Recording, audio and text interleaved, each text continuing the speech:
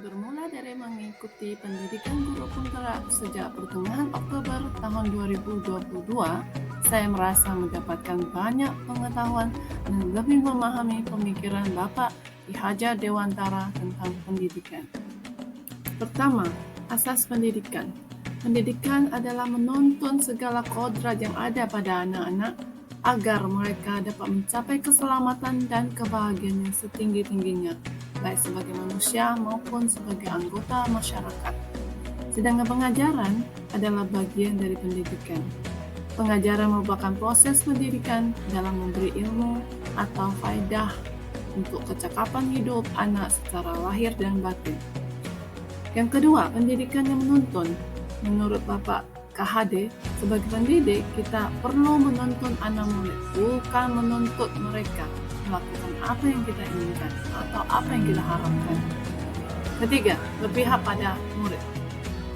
Melakukan pembelajaran yang berpihak pada murid berarti melakukan pembelajaran yang berpusat pada murid ataupun student-centered.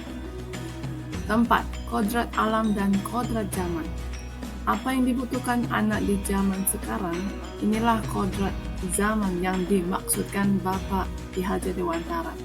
Kemudian, apa yang diperlukan anak untuk bisa hidup di lingkungannya, inilah yang dimaksudkan kodrat alam oleh Bapak Ki Hajar Dewantara.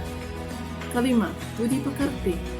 Budi pekerti merupakan keselarasan ataupun keseimbangan hidup antara cipta, rasa, karsa, dan karya. Perpaduan antara cipta, kognitif, karsa, afektif, sehingga menciptakan karya ataupun psikomotorik.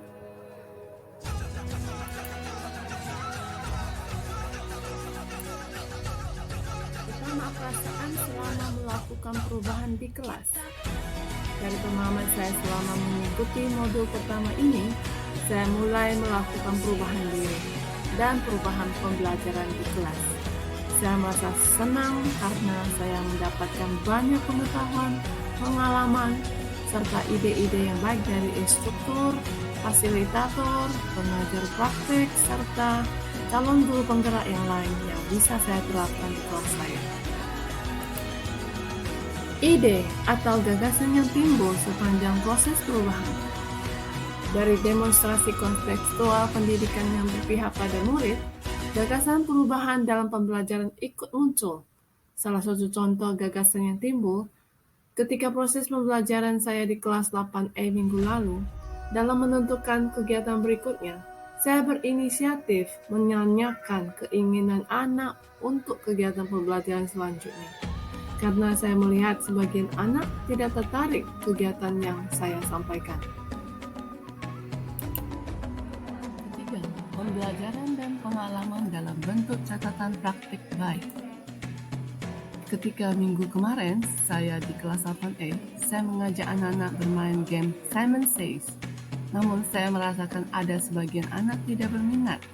Kemudian saya pun meminta anak angkat tangan bagi yang mau main game. Sesuai dugaan saya, sebagian tidak angkat tangan. Saya pun menawarkan kegiatan lain kepada anak-anak yang tidak angkat tangan tersebut dengan mengerjakan soal-soal latihan yang ada di buku. Ternyata mereka mau dan bersedia. Oleh karena itu, pada hari itu juga, sebagian anak saya ajak main game, kemudian sebagian lagi mereka mengerjakan soal-soal latihan. Dan ternyata itu bisa saya lakukan. Dari pengalaman tersebut, saya merasa saya telah menerapkan pendidikan yang berpihak pada anak, di mana saya tidak berpihak atau berpusat pada diri saya sebagai guru untuk menentukan kegiatan pembelajaran selanjutnya. Saya memberikan kebebasan kepada anak murid untuk menentukan kegiatan pembelajaran yang mereka inginkan.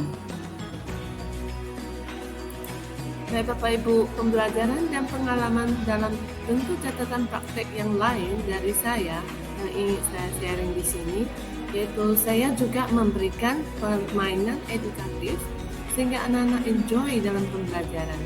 Dalam pelajaran Describing People contohnya, anak-anak saya ajak main The Great Wind Blows.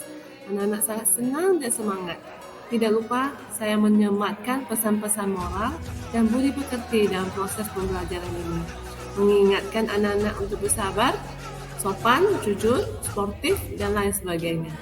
Semua yang saya lakukan bertujuan mendidik, menuntun mereka menjadi pribadi yang baik, berbudi pekerti, mempunyai keterampilan berbahasa Inggris, sehingga bisa mencapai kebahagiaan dan keselamatan dalam hidup.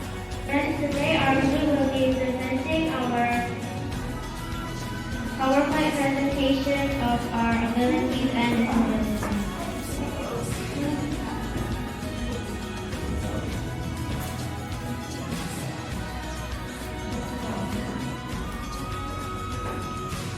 Hi everyone, today I'm going to talk about my ability and disability.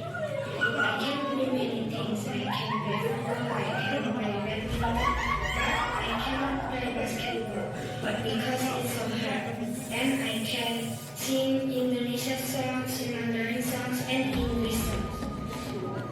I do them regularly. Salam dan bahagia. Selamat siang Bapak Ibu semua. Perkenalkan saya Feli Suryanti, rekan kerja dari Sekolah Mitra Wira Batam. Dalam kesempatan ini saya akan memberikan testimoni kepada Miss Aswan sebagai CGP Angkatan ke-7 Kota Batam. Yang saya kenal dari Miss Aswan yang sudah lama bekerja di Sekolah Mitra Wira, khususnya Sekolah Mitra Wira Batam.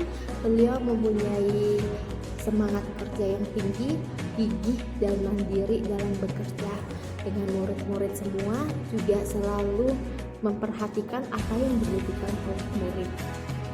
Dengan mengikuti program guru penggerak, diharapkan adanya perubahan yang sebenarnya dari dulu sudah ada di dalam diri beliau untuk selalu bisa dapat memperhatikan apa yang menjadi kebutuhan murid, apa yang diminati dan menjadi bakat sebagai seorang murid.